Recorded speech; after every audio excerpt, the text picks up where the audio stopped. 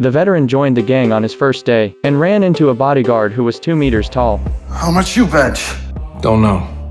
Why not? 'Cause it's stupid. The bodyguard got angry after hearing something and decided to teach Jack a lesson. Jack said that bench pressing doesn't prove anything. If they really wanted to see who was stronger, they could arm wrestle instead.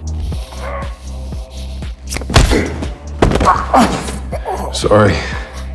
Hand slipped. Just as they were about to start fight, one of the gang boss men walked in. He told Jack to go to the police evidence station to investigate a car that had been blown up. He would send an expert to help identify the vehicle. 2 days ago, the gang boss' son was kidnapped by thugs. Jack happened to be passing by and rescued the gang boss' son. That was how he joined the gang. The gang boss wanted to know who kidnapped his son, so he wanted to investigate the car his son had been in. After the man left, Jack immediately called the police to explain the situation. The kidnapping was actually staged by Jack and the police. The goal was to help Jack infiltrate the gang. If the gang boss examined the car, Jack's undercover identity would be exposed. The female officer told Jack to stall for time. She would take care of the car, but unfortunately, the car was blocked by another vehicle, and she couldn't move it. Meanwhile, Jack and the expert arrived at the evidence station. The expert tried to bribe the officer with money, but the officer refused. The expert then reached for his gun, and Jack knocked the officer out. The expert entered the evidence station and quickly found the gang boss' son's car, but after just one glance, he saw no signs of an explosion inside. These aren't main plates.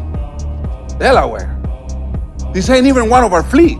It turned out, the female officer had switched the car's license plate. The expert was still suspicious, so Jack started talking about his military service. He explained that to preserve DNA, police usually store evidence at low temperatures, which meant the car had long been moved from the evidence station. With no other choice, the expert left the station with Jack, but not long after, the expert figured everything out. Jack knocking out the officer seemed like a way to get into the evidence station, but it was really to stop the expert from pulling a gun on the cop. Also, when Jack saved the gang boss' son, he stole a car, but that car showed no signs of forced entry, so the expert began to suspect Jack was an undercover cop. Seeing this, Jack had no choice but to punch the expert unconscious and forcefully stuffed him into a desk drawer.